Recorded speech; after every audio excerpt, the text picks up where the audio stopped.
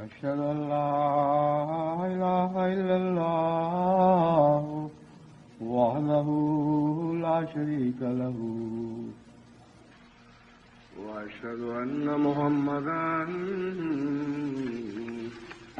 عبده ورسوله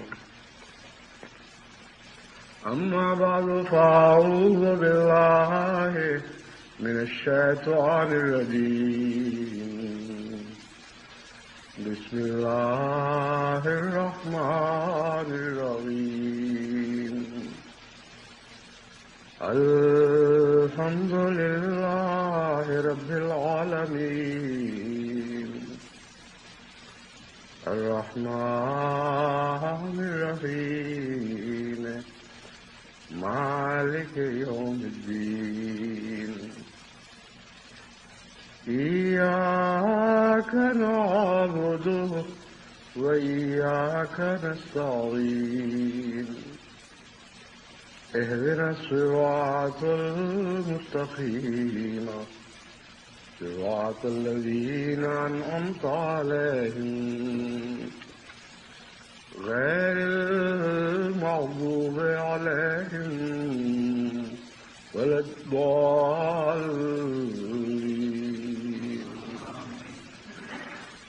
قال يا إبليس ما منعك أن تسجد لما خلقت بيدي استكبرت أم كنت من العالين.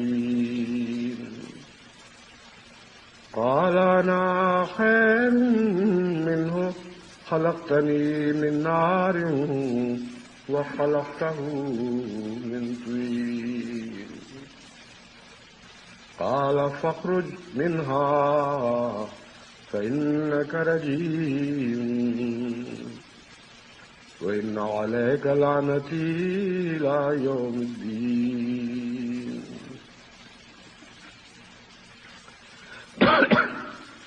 نظام جماعت اللہ تعالیٰ کے فضل کے ساتھ اب دنیا میں دور دور کی جماعتوں میں نہ صرف یہ کہ نافذ ہو رہا ہے بلکہ دن بدن مستحکم ہوتا چلا جا رہا ہے،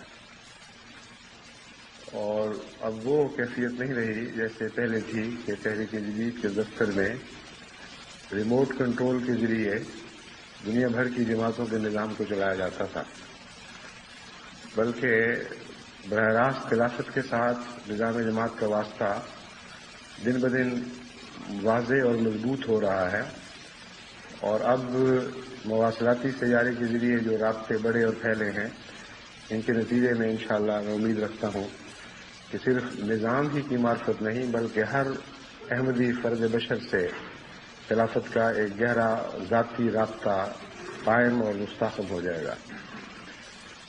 جہاں تک نظام جماعت کے پھیلاؤ کا تعلق ہے یہ تدریجاً ہوا ہے اور اسے مستحکم کرنے میں بہت وقت اور محنت درکار ہے، کیونکہ نظام جماعت کے ساتھ بہت سے ایسے خطرناک عوامل لگے ہوئے ہیں جو نظام کو مستحکم ہوتا دیکھ نہیں سکتے اور دن رات اس کوشش میں مصروف رہتے ہیں کہ یہ نظام کسی طرح اکھڑ جائے اور یہ پودا جنت سے نکالا جائے۔ اس ضمن میں جو قرآن کریم کی آیت میں نے تلاوت کی ہے اس پر میں ابھی کچھ ٹھہر کے روشنی ڈالوں گا، مگر میں یہ خوشخبری دینا چاہتا ہوں کہ نظام جماعت جو پھیل رہا ہے اور مستحکم ہو رہا ہے اب اس کی ذیلی تنظیمیں بھی خدا کے فضل سے دنیا کے مختلف ممالک میں جڑ پکڑ رہی ہیں اور اپنے عمومی جماعتی نظام کے تابع رہ کر اس کا ایک جز بن کر اس کو تقویت دیتے ہوئے نشو و نما پا رہی ہیں۔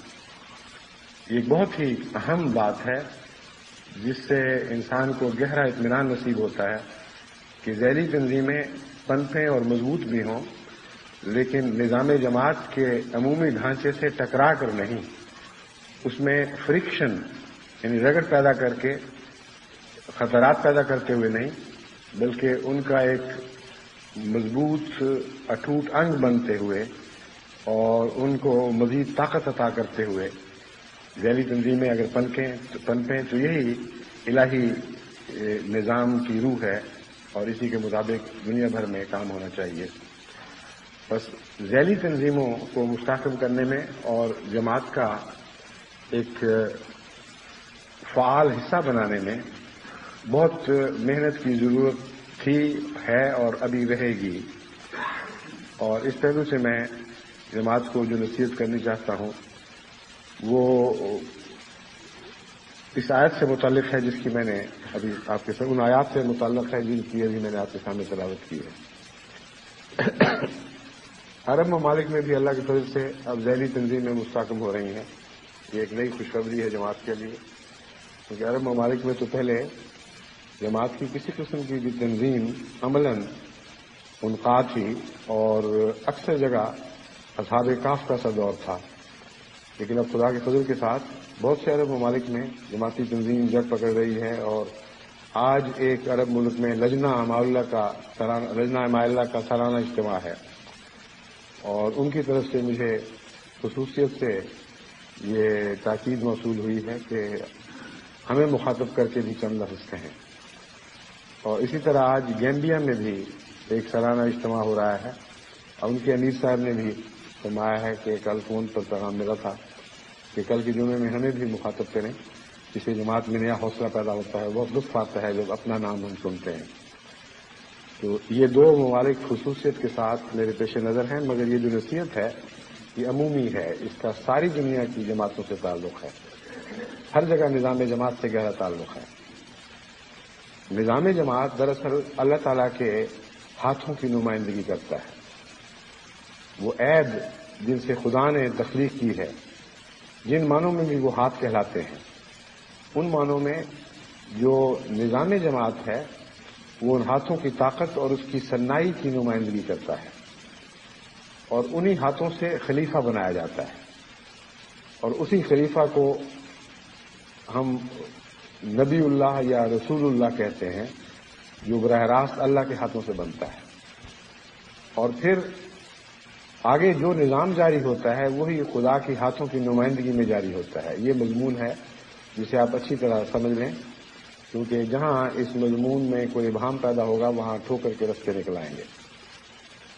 بس نظام جماعت کوئی الگ چیز نہیں ہے، کوئی مصنوعی ایسی میکانکی یا میکینیکل چیز نہیں ہے جس کے متعلق لوگ کہیں کہ جی نظام کیا چیز ہے، یہ تو ایک ڈھانچہ سا بنا ہوا ہے، ہمارا خدا سے تعلق ہے، ہم خدا کے ادنا غلام ہیں. جب اللہ سے تعلق ہے تو یہ نظام کیا چیز، چھوڑیں ان باتوں کو. اس قسم کی بھی لوگ باتیں کرتے ہیں. وہ یہ نہیں سمجھتے کہ قرآن کریم نے ان آیات میں جن کی میں نے تلاوت کی ہے آغاز ہی سے مسلمانوں کو ہمیشہ کے لیے بلکہ سب بنی نوع انسان کو اس قسم کی بوجھی باتوں کے خلاف متنبع فرما دیا تھا. اور دراصل ان آیات میں یہ اعلان ہے کہ تمہارے لیے ہمیشہ تمہارے اسلام کو سب سے بڑا خطرہ تمہاری انانیت سے ہوگا اور نظام کے مقابل پر سر اٹھانے سے ہوگا. اگر تم اس خطرے کو سمجھ جاؤ اور اس ٹھوکر سے باز آؤ تو پھر تمہیں کوئی نقصان نہیں پہنچا سکے گا. اس کے بغیر تم عباد اللہ میں داخل ہی نہیں ہو سکتے. بس دو قسم کے عباد ہیں، ایک عباد اللہ ہیں اور ایک شیطان کے بندے بن جاتے ہیں. اور یہی دو گروہ ہیں جو مذہب کے تعلق میں ہمیشہ برسر پیکار دکھائی دیتے ہیں. عباد اللہ بننے کے لیے شرط بتائی گئی کہ تکبر سے باز آ جاؤ، اپنی انانیت سے توبہ کر لو. اس کے بغیر تم کہو گے تو یہی کہ تو نے اپنے اے خدا تو نے ہمیں اپنے ہاتھوں سے بنایا ہے، ہم تیرے ہاتھوں کے نمائندہ ہیں. مگر یہ ایک جھوٹی اور دھچکاری ہوئی بات ہوگی. خدا سے متکبر انسانوں کا اور اپنے آپ کو بلند سمجھنے والوں کا کوئی تعلق نہیں ہوا کرتا. چنانچہ قرآن کریم فرماتا ہے قال یا ابلیس ما منعک ان تسجد لما خلقت بیدی. اے ابلیس، کس بات نے تجھے اس بات پر آمادہ کیا؟ یا یوں کہیں منع کا، کس بات نے تجھے منع کر دیا کہ تو اس سے بغاوت کرے، اس کی اطاعت سے منہ پھیر لے جس کو میں نے اپنے دونوں ہاتھوں سے بنایا تھا. یہاں خلیفۃ اللہ کا ذکر چل رہا ہے. اور دونوں ہاتھوں سے بنانے کا مطلب ہے کہ خدا تعالیٰ کے نظام کے دونوں پہلو یعنی روحانی اور دنیاوی یہ تمام تر اس کی پشتوانہ کریں گے، کیونکہ خدا نے اپنی طاقتوں ہر قسم کی طاقتوں کے مجموعے سے خلیفت اللہ کی تخلیق کی ہے۔ دو ہاتھ سے مراد ہے پہلے انسان کی وہ حالت جب وہ رفتہ رفتہ ارتقائی مدارس سے گزرتا ہوا اس بلند مقام تک پہنچا ہے جہاں وہ اس شرف کے قابل ٹھہرا کہ اللہ تعالیٰ اس سے ہم کلام ہو، جہاں وہ اس شرف کے لائق قرار دیا گیا کہ خدا کی نمائندگی کرے۔ اس مقام تک جتنی بھی محرکات ہیں جس نے اس آدم کی اس بلند درجے تک رہنمائی کی ہے اور اس کی ان بلند مفارض کو حاصل کرنے میں عوامل کا کام کیا ہے، وہ تمام خدا کے اس نظام سے تعلق رکھتے ہیں جس کو ہم کائنات کا نظام کہتے ہیں۔ پھر آدم ایک ایسے دور میں داخل ہوتا ہے جہاں خدا کے روحانی نظام کے ہاتھ اس کا ہاتھ اس کے سر پر آتا ہے، اس کی پشت بنائی کرتا ہے اور اس کی ایک تخلیق نو میں ایک نیا نظام کار فرما ہو جاتا ہے۔ اسے خلقاً آخر کے طور پر قرآن کریم نے بیان فرمایا ہے۔ بس دو قسم کی مخلوقات میں سے آدم گزرتا ہے، یعنی اللہ کا خلیفہ۔ ایک وہ تخلیق جس میں سب دوسرے بھی شامل ہیں لیکن یہ اس تخلیق کا انتہائی مقام ہے، اس کا سب سے زیادہ عزت کا مرتبہ ہے، وہ مرتبہ جس پر تخلیق کا نمائندہ اس لائق ٹھہرے کہ وہ خدا سے ہم کلام ہو یا خدا سے ہم کلام ہو اور خدا کی نمائندگی کر سکے۔ دوسرا پہلو ہے اس کی تربیت اور دینی امور میں اس کی رہنمائی اور اسے اس لائق ٹھہرانا کہ وہ خدا سے ہدایت پا کر لوگوں کا ہادی بن جائے۔ بس امر واقعہ یہ ہے کہ مہدویت کا تعلق آغاز ہی سے خلافت اللہ سے ہے۔ کوئی دنیا میں خلیفہ نہیں بن سکتا جب تک وہ پہلے مہدی نہ ہو، اور مہدی وہ جسے خدا خود ہدایت دے۔ بس یہ دوسرا ہاتھ ہے اللہ تعالیٰ کا جو خلافت کی تخلیق میں پھر حصہ لیتا ہے، اور جب تک یہ ہاتھ اس تخلیق میں شامل نہ ہو جائے اس وقت تک کسی کو سجدے کا حکم نہیں۔ جب خدا کا نمائندہ ان دونوں ہاتھوں کی نمائندگی کرتا ہے، ان دونوں خدا کی طاقتوں کی نمائندگی کرتا ہے، تب حکم ہے کہ ہر دوسری مخلوق کے لیے فرض ہے کہ کیونکہ اب یہ خدا کی نمائندگی کر رہا ہے اس لیے اس کے سامنے ضرور جھکو، کیونکہ اب اس کے سامنے جھکنا اس کے وجود کے سامنے جھکنا نہیں رہا بلکہ اللہ کے سامنے اور خالق کے سامنے جھکنا بن گیا ہے۔ یہ وہ مضمون ہے جسے چند لفظوں میں سمجھایا گیا، اور ابھی اس مضمون کے بہت سے پہلو ہیں جن پر میں تفصیل سے روشنی نہیں ڈال رہا کیونکہ پہلے بھی میں بارہا اس پر گفتگو کر چکا ہوں، لیکن اس سے آپ قرآن کریم کی فصاحت و بلاغت کا اندازہ کر سکتے ہیں کہ ایک لفظ میں کتنے مضامین سمیٹ کے رکھ دیے ہیں۔ چنانچہ فرمایا کہ اے ابلیس تجھے کس بات نے منع کیا تھا کہ اس وجود کی اطاعت سے روگردانی کرو، خلق تو بیدیا جسے میں نے اپنی قدرت کے دونوں ہاتھوں سے بنایا، عام نظام قدرت سے بھی اور غیر معمولی اور خاص روحانی نظام قدرت کے ساتھ بھی۔ استکبرت ام کنت من العالین، کیا تو تکبر کا شکار ہو گیا، تو نے تکبر سے کام لیا، یا ویسے ہی بڑا بن بیٹھا ہے، اپنے آپ کو بہت بڑا سمجھنے لگے، حقیقت میں سمجھ رہا ہے کہ تو بہت بڑا ہے۔ ان دونوں باتوں میں ملتے جلتے مضامین ہیں لیکن باریک فرق ہے۔ ابلیس نے اس کے جواب میں یہ کہا قال انا خیر منہ، واضح بات ہے میں اس سے بہتر ہوں، خلقتنی من نار وخلقتہ من طین، تو نے اسے مجھے آگ سے پیدا کیا ہے اور اسے مٹی سے پیدا کیا ہے۔ یعنی جس چیز سے ہماری سرشت اٹھائی گئی ہے، میرا مادہ سرشت کا اس کے سرشت کے مادے سے افضل اور زیادہ طاقتور ہے۔ آگ مٹی پر غالب آ جاتی ہے، اس کو جلا دیتی ہے، اور مٹی میں جو نمو کی طاقتیں ہیں آگ میں پڑ کر وہ تمام طاقتیں کھوئی جاتی ہیں۔ تو یہ اس نے کہا کہ اے خدا تو اپنے پیدا کرنے کی بات کر رہا ہے تو میرا جواب سن لے، تو نے ہی مجھے بہتر مادے سے پیدا کیا ہے اور غالب آنے والے مادے سے پیدا کیا ہے، اس لیے مجھے حق ہے کہ میں انکار کر دوں۔ قال فاخرج منها فإنك رجیم، تو اس حالت سے نکل جا، دور ہو جا، فإنك رجیم، تو دھتکارا ہوا اور راندہ درگاہ ہے۔ اس مضمون میں ایک اشکال یہ ہے کہ کہاں سے نکل جا، کیونکہ جہاں تک جنت کا تعلق ہے شیطان کے جنت میں ہونے کا تو سوال ہی کوئی نہیں ہے، اور وہ نہ اس جنت کی باتیں ہو رہی ہیں جو جنت ہمیں مرنے کے بعد خدا کے فضل کے ساتھ نصیب ہوگی۔ بس وہ کون سی چیز ہے جس میں سے نکل جا کا حکم ہے؟ وہ اس حالت کا ذکر ہے جس حالت کے نتیجے میں وہ تکبر کر رہا تھا۔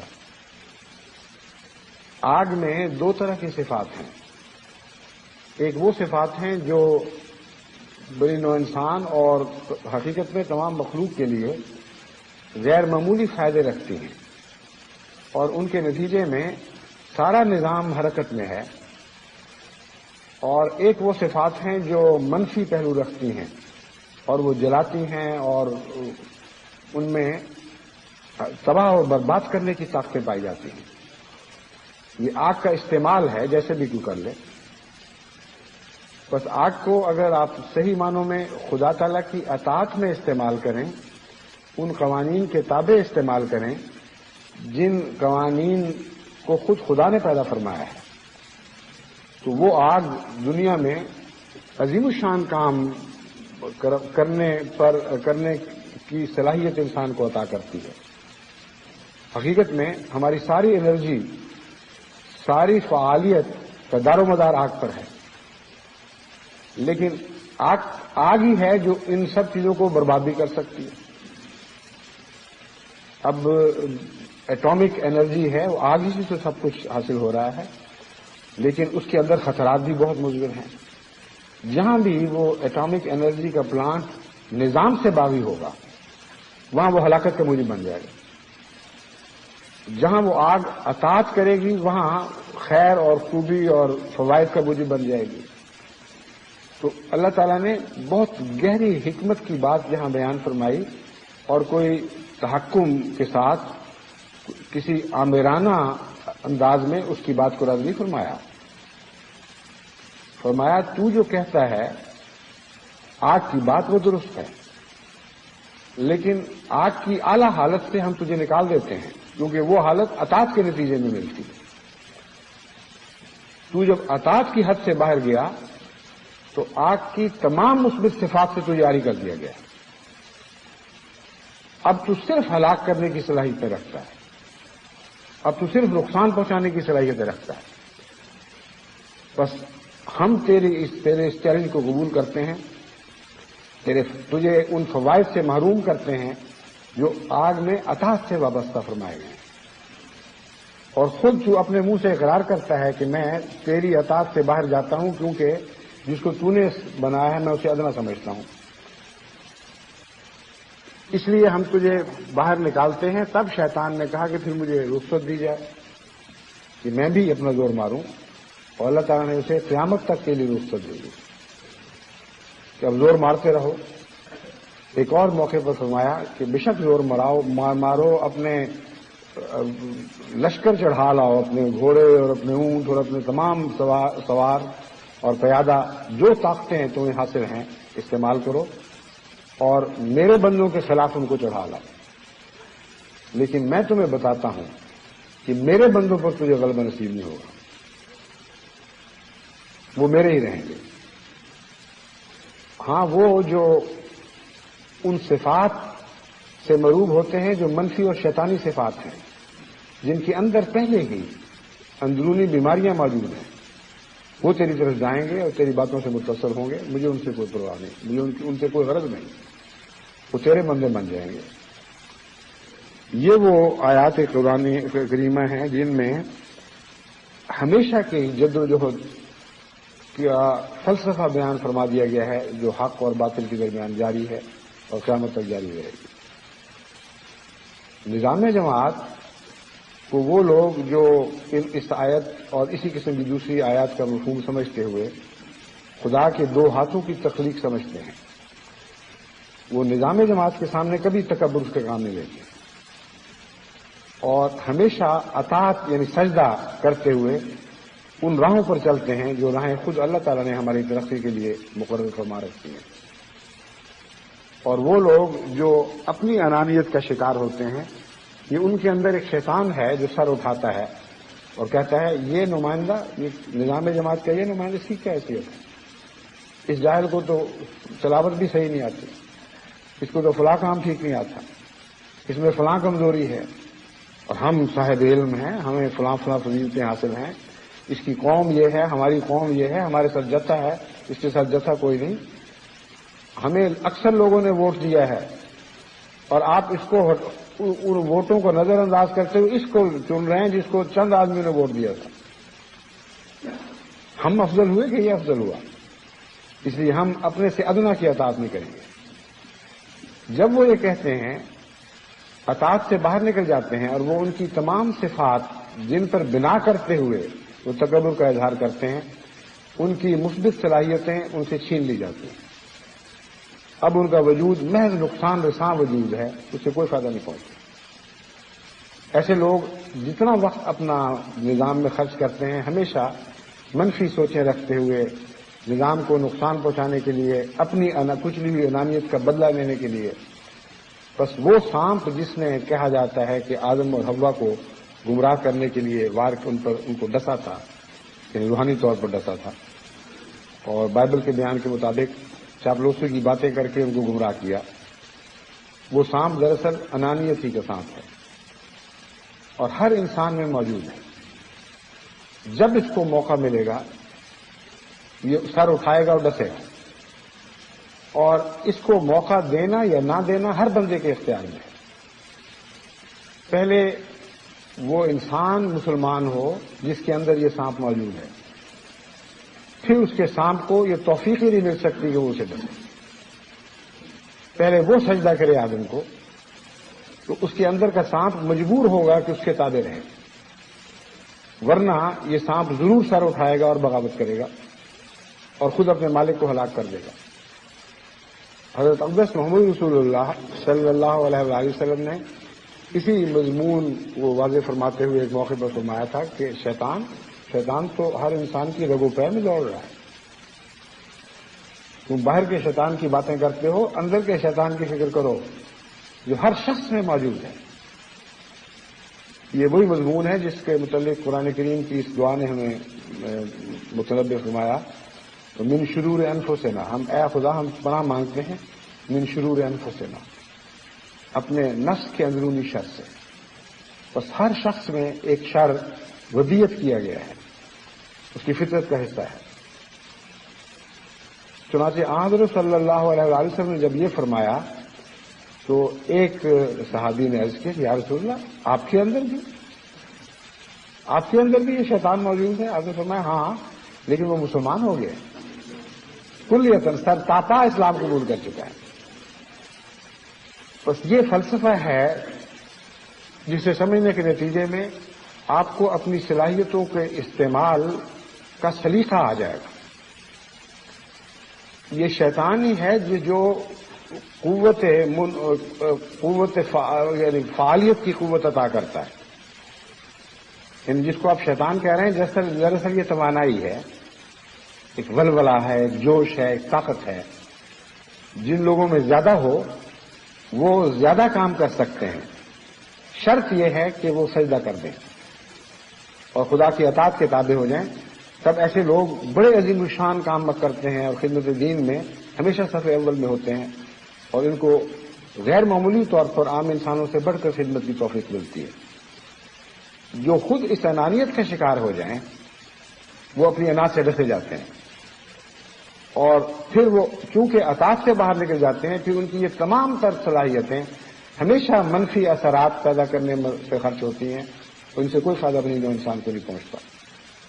تو صلاحیتیں وہی ہیں جو خدا کی رضا کے تابع ہو جائیں، صلاحیتیں وہی ہیں جو اسلام قبول کر لیں، ان کے سوا جتنی صلاحیتیں ہیں وہ سب منفی صورتیں ہیں۔ بس آج کی مثال قرآن کریم نے دے کر، یعنی شیطان کے منہ سے یہ بات بیان کر کے بہت ہی گہرا اور ہمیشہ رہنے والا ایک فلسفہ ہمارے سامنے کھول کر رکھ دیا ہے۔ طاقت کے بغیر کوئی دنیا میں کام نہیں چل سکتا، لیکن ہر طاقت میں دو پہلو ہیں، ایک شر کا پہلو ہے اور ایک خیر کا پہلو ہے۔ تم اپنی طاقتوں کو اگر خدا کی نمائندگی میں سجدہ ریز کر دو اور تمہاری طاقتیں اللہ تعالیٰ کے دونوں ہاتھوں کے پیدا کردہ نظام کے تابع ہو جائیں تو ان سے عظیم الشان کام سر انجام ہوں گے۔ لیکن اگر تم اطاعت کی حد سے باہر نکل گئے تو فخرج منہا میں یہ پیغام ہے کہ جا پھر تمام اعلیٰ صلاحیتوں سے تجھے عاری کر کے محض خالی آگ سے کھیلنے والا ایک وجود بنا دیا گیا ہے۔ اب اس کو جس طرح چاہے استعمال کر، کبھی اس سے خیر پیدا نہیں ہوگی۔ بس نظام جماعت کو کہ اس پہلو کو سمجھیں اور اپنی اطاعت کی حفاظت کریں، یہ نہ دیکھیں کہ کون ہے جسے نظام جماعت کی نمائندگی کا حق ادا کیا گیا ہے، یہ غور کریں کہ کس نے ادا کیا ہے، کس نے عطا کیا ہے، کس کی نمائندگی کر رہا ہے۔ مٹی میں ہمیں یہ پیغام دیا گیا کہ اللہ تعالیٰ اپنی نمائندگی میں ہمیشہ عاجز بندوں کو چنا کرتا ہے، اور شیطان کی اباء کے مقابل پر، آگ کی سرکشی کے مقابل پر دیکھیں کتنا خوبصورت مضمون سجا کے پیش فرمایا گیا۔ جس بات پر شیطان نے اعتراض کیا اسی بات میں اس کا جواب تھا کہ اے جاہل، میں تو مٹی کو پسند کرتا ہوں جو بچ جاتی ہے راہوں پر، میں تو ان انسانوں کو پسند کرتا ہوں جن میں مٹنے کی اور عاجزی کی صلاحیتیں موجود ہیں۔ جب وہ میری راہ میں بچتی ہیں تو ان سے پھر نشو و نما ہوتی ہے، ان سے اعلیٰ صلاحیتیں پیدا ہوتی ہیں۔ اب اس پہلو سے آپ دیکھیں کہ تمام کائنات میں جہاں بھی زندگی کے آثار پائے جاتے ہیں وہاں مٹی کی خصلت سے زندگی پیدا ہوتی ہے، آگ سے زندگی پیدا نہیں ہوتی۔ آگ سے جناتی زندگی تو پیدا ہو جاتی ہے، جیسا کہ قرآن کریم نے بھی فرمایا ہے، یعنی وہ زندگی جو باغیانہ حرکتیں کرتی ہو، جس میں تکبر پایا جاتا ہو۔ چنانچہ مادی دنیا میں بھی بعض وجود جو خطرناک اور مہلک بیکٹیریا پر مشتمل ہیں وہ آگ سے پیدا کیے گئے ہیں، اور باقی تمام صلاحیت رکھنے والی زندگی گیلی مٹی سے پیدا ہوئی ہے۔ تو اللہ تعالیٰ نے اس مضمون پر بھی روشنی ڈال دی کہ دیکھو ساری نشو و نما تو مٹی سے ہو رہی ہے، اور انسان اس سے پیدا ہو کر کتنی بلندیوں تک جا پہنچتا ہے، لیکن تنزل کے یعنی عجز کے آخری زینے سے جس کے نیچے عجز کا مقام نہیں، وہاں سے زندگی کا سفر شروع ہوتا ہے، وہاں سے بلندیوں کا سفر شروع ہوتا ہے۔ پہلا زینہ عجز اور انکساری میں رکھا گیا ہے، جس کا قدم پہلے زینے پر نہیں پڑتا وہ کسی بلندی تک نہیں پہنچے گا۔ تو اب علا والا مضمون بھی سمجھ آ گیا۔ اللہ تعالیٰ فرماتا ہے تو نے پہلے زینے پر تو قدم نہیں رکھا، جو اطاعت اور انکساری کا زینہ ہے اونچا کیسے اڑ گیا، کیسے تجھے وہ بلندیاں نصیب ہو گئیں جن کے نتیجے میں تو میرے آدم پر اکڑ اکڑ کر تکبر سے باتیں کرتا ہے۔ اسے ہم نے عجز کے مقام سے اٹھایا ہے اور وہاں سے رفتیں بخشی ہیں، اور وہ جو سب سے زیادہ مٹی ہوا خدا کی راہ میں اسے سب سے زیادہ سربلندی عطا کی گئی۔ تو حضرت اقدس محمد مصطفیٰ صلی اللہ علیہ وآلہ وسلم کا مقام سمجھنا ہو تو اس آیت کے اس پہلو پر غور کریں کہ شیطان نے یہ تسلیم کیا کہ تو نے آدم کو یعنی خلیفہ کو مٹی سے پیدا کیا ہے، اور خلافت کا معراج حضرت محمد رسول اللہ صلی اللہ علیہ وآلہ وسلم تھے۔ بس مٹی کی تمام صلاحیتیں اپنی پوری شان کے ساتھ حضرت محمد رسول اللہ صلی اللہ علیہ وآلہ وسلم کے وجود میں جلوہ گر ہوئی ہیں۔ سب سے زیادہ عجز آپ میں تھا، اس لیے سب سے زیادہ رفتیں آپ کو عطا ہوئیں۔ حضرت صلی اللہ علیہ وآلہ وسلم نے ایک موقع پر فرمایا کہ خدا تعالیٰ فرماتا ہے کہ اذا تواضع العبد रफ़ाह अल्लाह इला समाए साबे बिस्सिलसिलते, कि जब खुदा का एक बंदा तवाज़ो करता है, उसके सामने झुक जाता है और गिर जाता है, तो उस झुके हुए इंसान की रफ़त वहां से शुरू होती है। रफ़ाह अल्लाह, अल्लाह उसे उठाता है, इला समाए साबे, 7वें आसमान तक उठाकर ले जाता है। बिस्सिलसिलते, तो जाहिर दीन इसका तर्जुमा करते हैं जंजीरों से, यानी जंजीरों में जकड़ा और उठा के आसमान पर छोड़ने का करते हैं, उनका जहन इसी तरह जाता है। और कुरान करीम के नहायत ही लतीफ और आला मतालिब को वो खो देते हैं। बिसिलसिला से मुराद ये है कि जिस तरह जंजीर की कड़ियां होती हैं, इसी तरह तनज़्ज़ुल, आजिज़ी और तवाज़ो और आसमान की रफ़तों के दरमियान बेशुमार कड़ियां हैं। एक जंजीर है जो बेशुमार कड़ियों पर से बनी हुई है। बस जितना जितना कोई तवाज़ो करेगा उतना उतना उसको रफ़तें नसीब होंगी। हर तवाज़ो करने वाले को 7वें आसमान तक नहीं पहुंचाया जाएगा, बल्कि किसी को जंजीर की पहली कड़ी तक उठाया जाएगा, किसी को दूसरी कड़ी तक। गर्जी के रफ्ता रफ्ता वो इंसान जो खुदा के नजदीक तवाज़ो में इंतहा कर लेता है, उसकी रफ़त 7वें आसमान तक होगी। यहां अब से मुराद तमाम बनी नौ इंसान में इज्जत करने वाले बंदे हैं। हजरत मोहम्मद रसूलुल्लाह सल्लल्लाहु अलैहि वसल्लम का मकाम इन तमाम इबादत से अलग और मुमताज था, इसलिए यहां आपका आखिरी मकाम बयान नहीं फरमाया। यानी मिट्टी की इंतहाई सलाहियतें जहां तक पहुंचा सकती थी, उसके बिल्कुल आखिरी किनारे पर आप फाइज थे। चुनांचे आपका मेराज 7वें आसमान से बुलंदतर हुआ, जिससे पीछे सारी मखलूक रह गई है। इंसानी मखलूक भी और गैर इंसानी मखलूक भी, फरिश्ते, जिन, हर किस्म की जितनी मखलूकात हैं, उन सब को उस मर्तबे तक पहुंचने की तौफीक नसीब नहीं हुई, उस बुलंदी तक पहुंचने की तौफीक नसीब नहीं हुई जिस बुलंदी तक हज़रत अब्दुल मोहम्मद मुस्तफ़ा सल्लल्लाहु अलैहि वसल्लम की रफ़तें हुई हैं। तो बताया कि मिट्टी की सिफात जो इज्ज़त की सिफात हैं और नश्व नुमा की सिफात हैं, दो किस्म की सिफात हैं। इन दोनों सिफात में मोहम्मद मुस्तफ़ा सल्लल्लाहु अलैहि वसल्लम तमाम बनी नौ इंसान पर सबकत ले गए हैं। और जहां बनी नौ इंसान की रफ़तें 7वें आसमान पर ठहर जाती हैं, हज़रत मोहम्मद मुस्तफ़ा सल्लल्लाहु अलैहि वसल्लम की रफ़तें उससे भी बुलंदतर हो जाती हैं, अगले मकामात तक जा पहुंचती हैं। और सारी तरक्की का राज तो इल्म और मिट्टी बनने में है। बस वो लोग जो निज़ाम जमात के सामने सर उठाते हैं और अपनी उलूम की बातें करते हैं, उनको तो खुदा का यही जवाब है कि फ़ख्र में ना, उन बुलंदियों से निकल जाओ, उन रफ़तों से तुम्हें आरी कर दिया गया है जो मेरी ताकतों की मुस्बत पहलुओं से ताल्लुक रखती हैं। हाँ, जहां तक उन ताकतों के मनफी पहलू का ताल्लुक है वो तुम इस्तेमाल करो, क़यामत तक करते चले जाओ, लेकिन मेरे बंदों पर तुम्हें गलबा नसीब नहीं होगा। बस खुदा की नुमाइंदगी में जो इज्ज़त के साथ खुदा की नुमाइंदगी का, उसके निज़ाम जमात की नुमाइंदगी का हक अदा करते हैं, वो खुदा के फजल से मकाम महफूज पर फायज।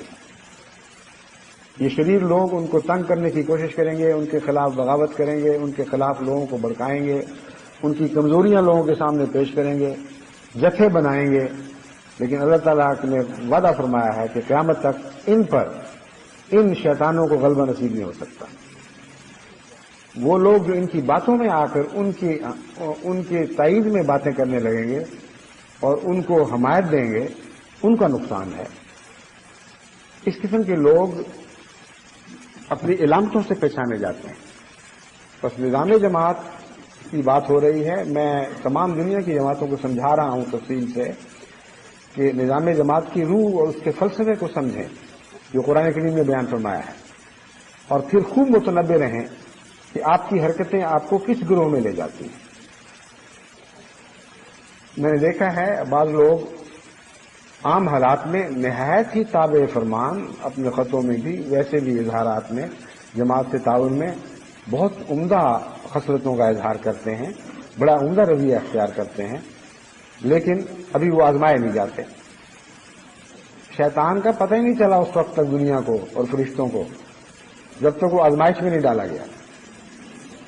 جب تک وہ آزمائش میں مبتلا نہیں ہوا، وہ ایسے ہی ایک وجود تھا جیسے عام طاقتوں والا ایک وجود ہوا کرتا ہے، اور ان مخلوقات میں شامل پھرتا تھا جو خدا تعالیٰ نے اس آزمائش کے واقعے سے پہلے آزاد چھوڑی ہوئی تھی۔ جب آزمائش میں ڈالا گیا تو اس کی انانیت کچھ لی گئی ہے۔ جس طرح سانپ کی دم کو رگڑا جائے تو پھر وہ بھٹکتا ہے، اور بعض سانپ ایسے ہیں جو ویسے نہیں کاٹتے، جب تک ان کو کچلا نہ جائے اس وقت تک وہ اپنا پھن نہیں اٹھاتے غصے سے۔ بس ہر انسان کے اندر وہ شیطان موجود ہے جس کا ذکر اصدق الصادقین حضرت محمد رسول اللہ صلی اللہ علیہ وسلم نے فرمایا ہے، اس کو کچلنے کی دیر ہے۔ بس ایسے لوگ جب عہدہ پاتے ہیں اور کسی وجہ سے ان کو عہدے سے معزول کیا جاتا ہے یا ان کا انتخاب ہوتا ہے اور نامنظور کر دیا جاتا ہے، پھر دیکھیں کہ کس طرح ان کے پھن کھلتے ہیں، کس طرح ان کے سر بلند ہوتے ہیں، اور اس ظاہری طور پر سجدہ ریز وجود کے اندر سے ایک شیطان اٹھ کھڑا ہوتا ہے، اور بعض لوگ پھر ساری زندگی کا مشغلہ یہ بنا لیتے ہیں کہ ہم نے اس بات کا انتقام لینا ہے، اور ان کے سارے طور طریق قرآن کریم نے شیطان کی اس کہانی میں بیان فرما دیے جو مختلف جگہ مختلف پہلوؤں سے بیان فرمائی ہے۔ اس کا ایک غول ہوتا ہے، اس کا ایک لشکر ہوتا ہے، اس کے کچھ ساتھی بننے شروع ہوتے ہیں اور وہ ان کی سرداری کرتا ہے۔ بس ایسے لوگوں کا رد عمل اسی وقت یعنی اس وقت پہچانا جاتا ہے جب یہ اپنی حرکتوں سے اپنے آپ کو شیطان کے مشابہ کرتے چلے جاتے ہیں۔ جب ان کو عہدوں سے کسی کو معزول کیا جائے، وہ وقت ہے اس کی پہچان کا کہ وہ آدم کی سرشت سے ہے، مٹی کی سرشت سے ہے، یا ابلیس کی سرشت سے پیدا کیا گیا ہے۔ یعنی پیدا تو دونوں کو ایک ہی سرشت سے کیا گیا تھا، دونوں صفات موجود ہیں۔ مراد یہ ہے کہ کیا اس نے جب اس کو اختیار دیا گیا تو اپنے لیے آدم بننا پسند کر لیا یا شیطان کی سرشت اختیار کرنے کو اپنا لیا؟ ایسے موقع پر بعض لوگوں سے چہروں سے پردے اٹھتے ہیں اور آدمی حیران رہ جاتا ہے۔ اتنا بڑا علم، اتنی بڑی ان کی تربیت اور اتنے لمبے دور تک خدمتوں کی توفیق پانے والے ایک ٹھوکر میں آ کر ہمیشہ کے لیے رسوا و ذلیل ہو جاتے ہیں، یعنی خدا کی نظروں سے گر جاتے ہیں۔ اسی کا نام رجیم ہونا ہے، اور پھر ان کی زندگی وقف ہو جاتی ہے شرارت میں۔ ان کے طور طریقے یہ ہیں کہ سب سے پہلے تو وہ آدم میں نقائص ڈھونڈتے ہیں، یعنی یہاں آدم سے مراد یا خلیفۃ اللہ سے مراد خدا کی جماعت کا نمائندہ ہے، اور بیٹھ کے لوگوں میں اس پر تبصرے کرتے ہیں کہ یہ امیر یہ چیز، یہ عادت ہے، یہ حرکت ہے، اپنوں رشتہ داروں کے لیے یہ کرتا ہے، دوسروں کے لیے یہ کرتا ہے، فلاں معاملے میں یہ اس کا طور طریق ہے، اور اسی معاملے میں ایک دوسرے سے اس کا یہ طور طریق ہے، وغیرہ وغیرہ وغیرہ۔ یہ پہچان کہ یہ بات سچے ہیں، یہ لوگ سچے ہیں کہ جھوٹے ہیں، کچھ کرنی مشکل نہیں ہے، کیونکہ جس وقت تک یہ اپنے آپ کو مٹی کی سرشت سے ظاہر کرتے چلے آئے تھے اس وقت تک یہ سب نقائص دیکھتے تھے اور انہیں قبول کیے ہوئے تھے۔ اس وقت تک ان سب نقائص پر اگر یہ سچے ہیں ان کی نظر تھی، مگر کبھی ان کی اطاعت کی راہ میں یہ نقائص حائل نہیں ہوئے۔ جب سزا ملی، جب انا کچلی گئی، تب اچانک وہ آدم کس طرح سب سے زیادہ گندا ہو گیا۔ پہلے جس کے ساتھی ہوا کرتے تھے، پہلے جس کی بعض دفعہ مجلس عاملہ میں ممبر ہوا کرتے تھے، بعض دفعہ اس کے دوستوں میں شمار ہوتے تھے، کیا وجہ ہوئی کہ اچانک وہ شخص جس کی ساری برائیاں ان کی نظر میں ہمیشہ سے تھیں، اس وقت وہ برائیاں ان کو تکلیف نہیں دیتی تھی، اس وقت انہوں نے ان برائیوں کی طرف نہ ان کو متوجہ کیا، نہ نظام جماعت کو متوجہ کیا۔ اچانک جب اسے آدم مقرر کر دیا گیا اور ان کو ہٹا دیا گیا تو اس کی برائیاں سامنے آ گئی۔ یہی شیطانیت کا فلسفہ ہے جو صرف عام عہدوں سے تعلق نہیں رکھتا، نبوت سے اور خلافت اللہ سے اس کا اولین تعلق ہے اور گہرا تعلق ہے۔ قرآن کریم فرماتا ہے لقد، رسول اللہ صلی اللہ علیہ وسلم کو مخاطب کرتے ہوئے ان سے کہہ دے لقد لبثت فیکم عمرا من قبلی افلا یعلمون افلا یعقلون۔ تو کہے کہ محمد رسول اللہ، تو نے جب دعویٰ کیا، جب خدا نے تجھے مقرر فرما دیا تو تجھ میں ہزار قسم کے نقائص بیان کرنے لگے، ہر خوبی سے تجھے عاری قرار دیا، ہر برائی تجھ میں داخل کر کے لوگوں کو دکھانے لگے. ان سے کیا ہے, میں نے ایک عمر تمہارے اندر گزاری ہے, کیوں عقل نہیں کرتے کہ اس 40 سالہ عمر میں تمہیں کبھی میرے اندر کوئی برائی دکھائی نہیں دیتی تھی. آج اچانک اس وجہ سے کہ خدا نے مجھے ایک منصب عطا فرمایا ہے, میں سب سے گندا کیسے ہو گیا؟ بہت ہی عمدہ اور بہت ہی ٹھوس دلیل ہے. اور احمدیوں کے لیے اس میں ایک اور نصیحت بھی ہے کہ حضرت اقدس مسیح موعود علیہ الصلوۃ والسلام کے متعلق جتنا بھی دشمن حملے کرتا ہے وہ ہمیشہ اس راہ سے حملے کرتا ہے, اور احمدی اپنی معصومیت میں اس میدان میں ان سے جھگڑے کرتے ہیں. احمدیوں کو چاہیے ان کو کہیں کہ یہ قرآن کریم ہمیں اجازت نہیں دیتا کہ اس مضمون کو چھیڑیں, جب تک پہلے یہ ثابت نہ کرو کہ اس دعوے دار کی پہلی زندگی میں تم یہ چیزیں ڈالا کرتے تھے اور یہ نقائص تمہیں دکھائی دیا کرتے تھے. وہ زندگی جس میں بناوٹ کوئی نہیں تھی, جس میں ابھی پتہ نہیں تھا کہ کیا ہونے والا ہے, اس زندگی میں جبکہ اس نے ایک دعوے دار نے خدا کی نمائندگی کا لبادہ نہیں اوڑھا ہوا, اس لیے دنیا کی نظر سے بچنے کی اس سے ضرورت کوئی نہیں ہے. وہ کھلا کھلا تمہارے سامنے تھا, اس کھلی ہوئی کتاب میں تمہیں کوئی نقص دکھائی نہیں دیا.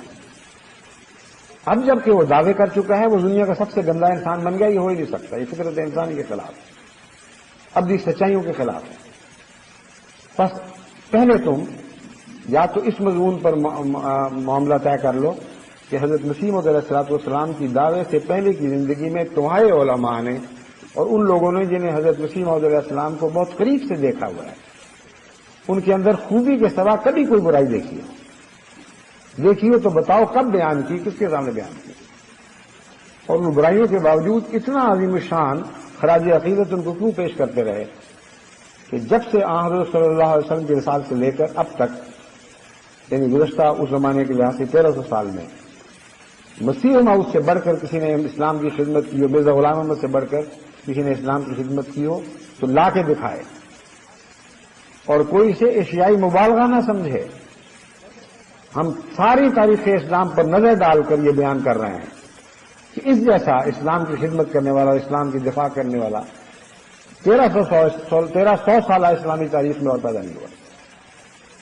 یہ اقرار, یہ اعتراف کرنے والے, یہ عظیم خراج تسلیم پیش کرنے والے اچانک جب خدا اس وجود کو, اس مٹی کو ایک منصب پر فائز کر دیتا ہے اور اس مٹی میں روح پھونک کر اس کو خلیفۃ اللہ بنا دیتا ہے, تو اچانک اس میں ساری خرابیاں دیکھنے لگتے ہیں.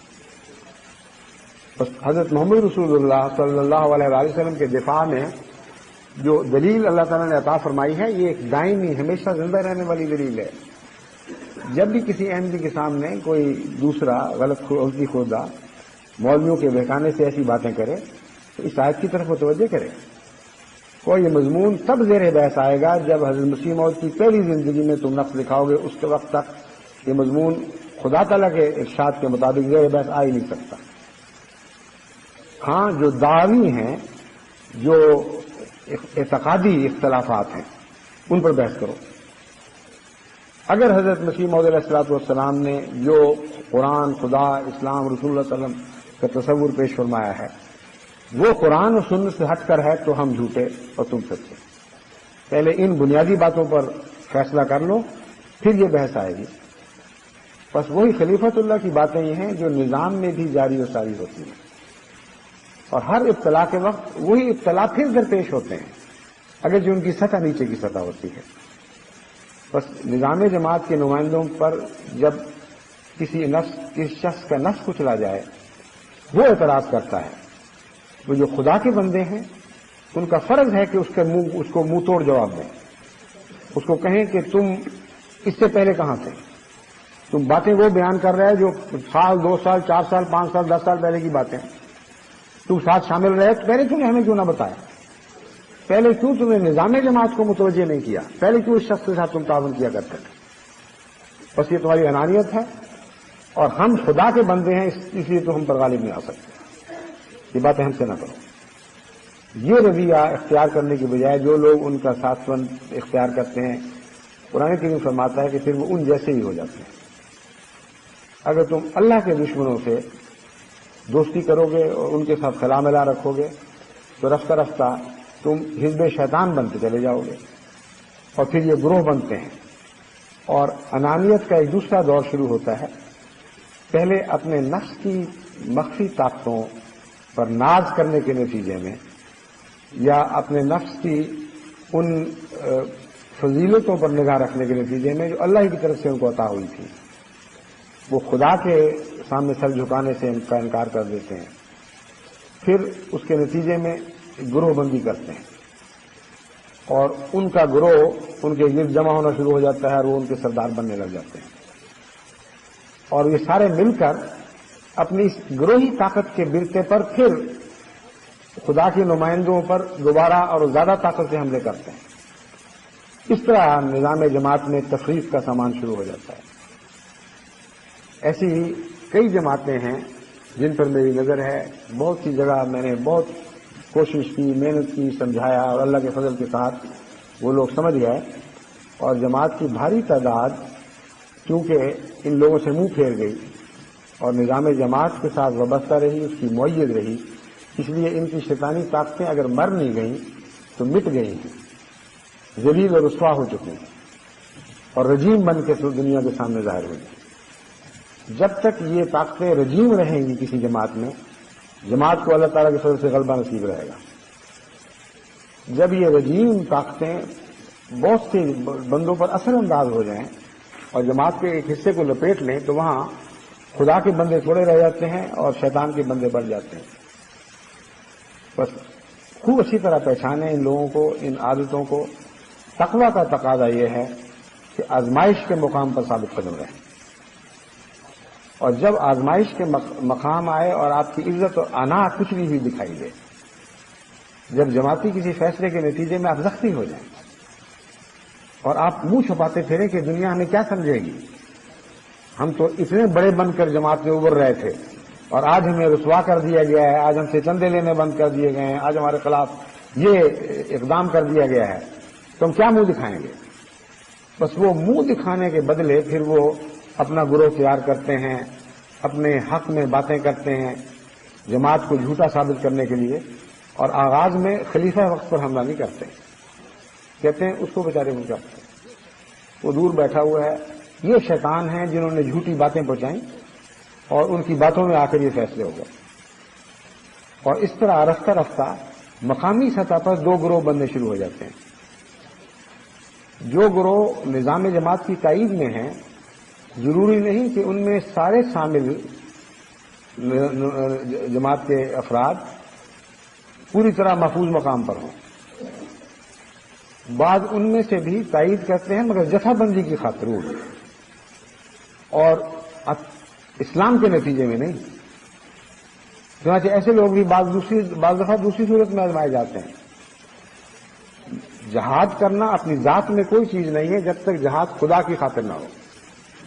بس خدا کے بندے وہی ہیں جو نظام جماعت کی تائید کرتے ہیں، اپنے ذاتی تعلقات، دوستیوں، اپنے رشتوں، سب چیزوں کو بھلا کر اور محض خدا کے بندے ہو کر وہ ہمیشہ خدا کے نظام کی جماعت کی تائید میں کھڑے ہوتے ہیں. وہ لوگ جو ایسے موقع پر خوشی محسوس کرتے ہیں کہ فلاں کو نیچا دکھا دیا گیا، فلاں گر گیا، اور پھر ایسی باتیں کرتے ہیں کہ دیکھو وہ تھا نا گندا اس لیے نکال دیا گیا، ہمارا مخالف تھا، ہم پہلے ہی سمجھا کرتے تھے. اور ان کے متعلق پھر عجیب خدا تعالیٰ بعض دفعہ ان کو ذلیل اور رسوا کرنے کے لیے عجیب سامان کرتا ہے. ایک جماعت کی طرف کے متعلق ایک شخص کے متعلق مجھے فیصلہ کرنا پڑا کہ وہ اس کو امارت کے عہدے سے ہٹا دیا جائے. اس لیے نہیں کہ وہ نعوذ باللہ میرے نزدیک گندا تھا، بلکہ ایک ایسی غلطی کی تھی جو امیر کو زیر نہیں دیتی. اور یہ اس نصیحت کی خاطر ہے کہ جماعت کو سمجھ آ جائے کہ یہ غلطی قابل قبول نہیں ہے، اور جتنے بڑے مرتبہ پر کوئی ہو اتنی ہی وہ غلطی نمایاں ہو جایا کرتی ہے جس کا اثر جماعت پر پڑتا ہو. وہ مجبوراً نظر انداز نہیں کی جا سکتی. انفرادی غلطیاں ہزار ہوتی ہیں لوگوں میں جن کی پردہ پوشی فرماتا ہے، لیکن وہ فحشاء سے تعلق نہیں رکھتی، ان کا نظام جماعت سے تعلق نہیں ہوتا. مگر ایسی غلطی جس سے نظام کی بے حرمتی ہو اور امیر ہوتے ہوئے کوئی نظام سے باہر قدم رکھے اور جو خلافت کے احکامات ہیں ان سے کھلم کھلا روگردانی کرے، خواہ وہ کسی بنا پر ہو، غفلت یا لاعلمی کی بنا پر ہو، جب یہ چیز جماعت کے سامنے ابھر کر آ جائے تو اس کا احترام قائم کرنے کے لیے بعض دفعہ ان لوگوں کو ہٹانا پڑتا ہے۔ اور ویسے ان سے کوئی ناراضگی نہیں تھی، میں جانتا ہوں نیک مخلص عاجز بندے ہیں، لیکن ایک جگہ ٹھوکر کھا گئے اور میرے ذہن میں یہی تھا کہ کچھ عرصے تک ان کو الگ رکھنا ہی ان کے اپنے مفاد میں ہے اور جماعت کے مفاد میں ہے۔ وہاں سے بعض خط آنے شروع ہو گئے کہ واقعتاً ثابت ہو گیا کہ آپ اللہ کے خلیفہ، اس شخص میں یہ باتیں تھیں، یہ باتیں تھیں۔ وہ مرے کو مارے شاہ مدار، اس بیچارے کو گرا ہوا دیکھ کر ایسے اس پہ حملے شروع کر دیے کہ طبیعت میں جیسے الٹی آتی ہے، ایسا میرا رد عمل ہوتا تھا ان خطوں کو پڑھ کے۔ اب اس در سے مجھے داد دے رہے ہیں، مجھے ایسی دادوں کی کیا ضرورت ہے؟ مجھے پتا ہے کہ مجھے خدا نے مقرر فرمایا ہے، مجھے کسی انسان کی داد کی ضرورت نہیں ہے۔ ایسی دادوں سے کراہت محسوس ہوتی ہے، طبیعت متلانے لگتی ہے۔ ایک فیصلہ میں نے بڑے دکھ سے کیا ہے، بڑی مجبوری کی حالت میں کیا ہے، اور تم اس پر مجھے دادیں دے رہے ہو اور کہہ رہے ہو کہ دیکھا ہم جیت گئے۔ اور ایک صاحبہ نے لکھا کہ دیکھا میری فلاں خواب پوری ہو گئی، میں نے اس شخص کی رونت کے متعلق یہ خواب دیکھی تھی، اس طرح خدا نے الٹایا، آج میں یقین کرتی ہوں کہ اب اللہ کے خلیفہ ہیں۔ اور انہی میں سے ایک ایسی غلطی ہوئی کہ میں نے اس کو بھی اپنے وجہ سے ہٹا دیا چند دن کے اندر۔ اب وہ سارا خلافت کا بھرم کہاں گیا؟ کیا اب وہ یہ سوچتا ہے کہ میں خلیفۃ اللہ نہیں رہا؟ بس یہ جہلانہ اور چھوٹی اور کمینی باتیں ہیں۔ نظام جماعت کے متعلق جب خلیفۃ اللہ فیصلہ کرتا ہے، خواہ وہ براہ راست خلیفۃ اللہ ہو یا خلیفۃ اللہ کا ادنا غلام ہو، اس حیثیت سے خلیفہ ہو، تو وہ کسی نفس کے جذبے سے مروب ہو کر نہیں کرتا۔ اس کے اندر کبھی کوئی تعلی پیدا نہیں ہوتی کہ یوں مارا اور یوں الٹایا، بلکہ اور زیادہ استغفار کرتا ہے، اور زیادہ خدا کی راہ میں جھکتا ہے، خدا کے حضور اپنے گناہوں کی معافی مانگتا ہے اور یہ عرض کرتا ہے کہ اے خدا میں بھی تو قابل نہیں ہوں، میں مجبور ہوں اس قدم اٹھانے پر، تو مالک ہے اس لیے تو مجھ سے زیادہ رحم کا سلوک فرما رہا ہے، لیکن مجھے اختیار نہیں ہے۔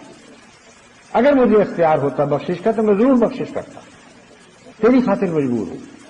اس حالت میں وہ قدم اٹھاتا ہے اور وہاں جماعت میں تعلی کے دو گروہ بن جاتے ہیں۔ ایک کہتا ہے اب ہم نے الٹا دیا، ہم نے رپورٹ کی تھی، ہمارے کہنے پر وہ مارا گیا، اور دوسرا کہتا ہے کہ دیکھو اب وہ بھی مارا گیا، اب ہم نے یہ کوشش کی تھی۔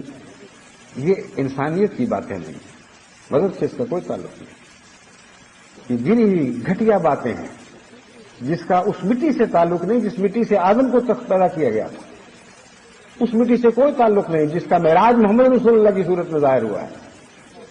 بس حضرت صلی اللہ علیہ وآلہ وسلم کے غلام بن کے زندگی گزارنی ہے تو پھر سارے نظام اچھے ہیں، خواہ وہ ذیلی نظام ہو یا بنیادی نظام ہو، سارے نظام جتنے بھی تنظیمیں ہیں جماعت کی ان کو برکت دی جائے گی۔ جہاں آپ کے انانیت کے جھگڑے شروع ہو جائیں گے، جہاں کسی عہدے سے ہٹنا یا کسی منصب سے معزولی آپ کو اطلاع میں ڈال پھینک دے گی اور آپ اس امتحان میں نامراد اور ناکام ٹھہریں گے، وہیں سے آپ کا اللہ کے نظام سے، اس نظام سے تعلق کاٹا جائے گا جو خدا نے اپنے دو ہاتھوں سے پیدا فرمایا ہے۔ ایک آخری بات میں پہچان کے طور پر بتا دیتا ہوں کہ ہر وہ شخص جس کو کوئی صدمہ پہنچتا ہے اس کے سامنے دو تین قسم کے لاہ عمل ہوتے ہیں۔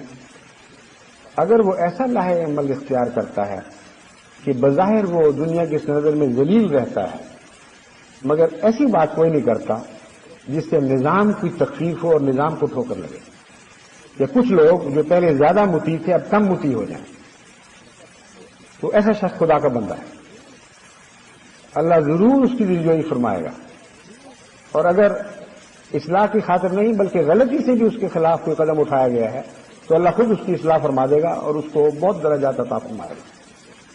مگر ایسا شخص جب ایسا فیصلہ کرتا ہے کہ لوگوں کے دل جیتنے کے لیے، ان کے سامنے اپنی عزت کو بحال کرنے کے لیے وہ ان سے اپنے شکوے شروع کرتا ہے اور جانتا ہے کہ اس کے نتیجے میں وہ پہلے سے کم مطیع ہو جائیں گے، وہ جانتا ہے کہ ان کے نتیجے میں ان کے اسلام کو خطرہ ہے اور یہ ٹھوکر کھائیں گے،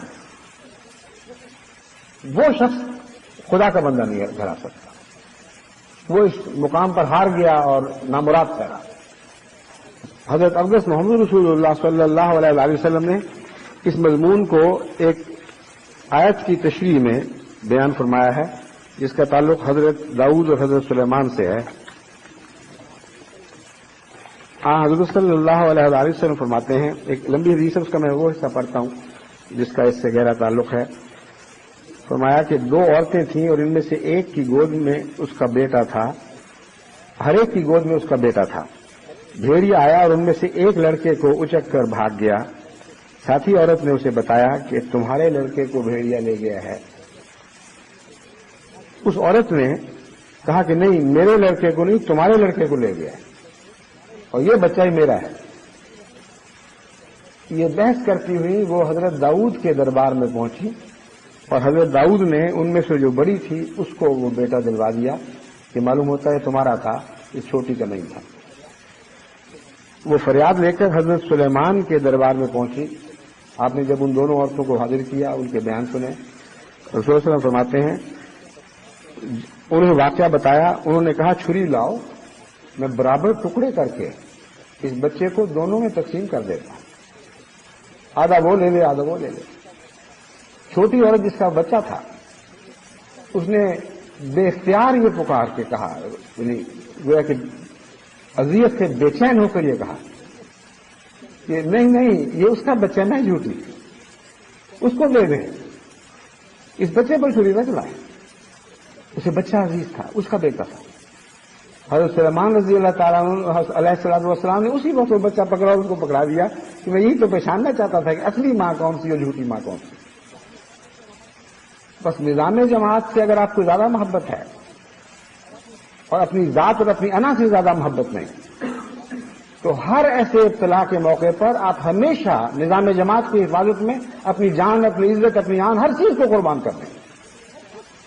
کبھی ایسا کلام نہیں کریں گے، کبھی ایسا طرز تکلم اختیار نہیں کریں گے، خواہ ظاہر طور پر کہیں یا نہ کہیں، یا اپنی حرکات تک آپ کے ایسا اثر نہیں ڈالیں گے کہ آپ نظام کے مارے ہوئے مظلوم ہیں تو سچے مگر جھوٹوں کا شکار ہو گئے، جس کے نتیجے میں لوگ نظام سے متنفر ہو جائیں اور نظام کاٹا جائے اور جماعتیں دو نیم ہو جائیں. بس پیشتر اس کے کہ جماعتیں دو نیم ہوں ان کے فعلوں کی وجہ سے وہ زیادہ پسند کریں گے کہ ان کے جسم کے ٹکڑے کر دیے جائیں مگر نظام جماعت پر آسنا ہے. یہ سچے مومن بندے ہیں، یہ ہیں وہ جو مسلم ہیں، جن کے اسلام کی خدا گواہی دیتا ہے. اللہ تعالیٰ نظام جماعت کی حفاظت فرمائے اور ہمیشہ جماعت کو خدا کے بندے بنا کر زندہ رکھے. شیطان کے بندے بننے میں ہمیں کوئی دلچسپی نہیں.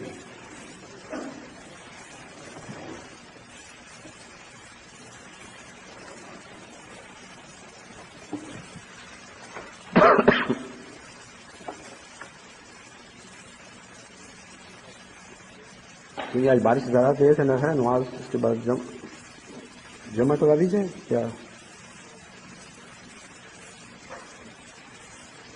الحمدللہ نحمدہ ونستعینہ ونستغفرہ ونؤمن بہ ونتوکل علیہ ونعوذ باللہ من شرور انفسنا ومن سیئات اعمالنا. من يهده الله فلا مضل له ومن يضلله فلا هادي له. ونشهد أن لا إله إلا الله وحده لا شريك له ونشهد أن محمدا عبده ورسوله. عباد اللہ رحمكم اللہ، ان اللہ یامر بالعدل والإحسان وإیتاء ذی القربى وینہی عن الفحشاء والمنکر والبغی یعظکم لعلکم تذکرون. اذکروا اللہ یذکرکم وادعوہ یستجب لکم ولذکر اللہ اکبر.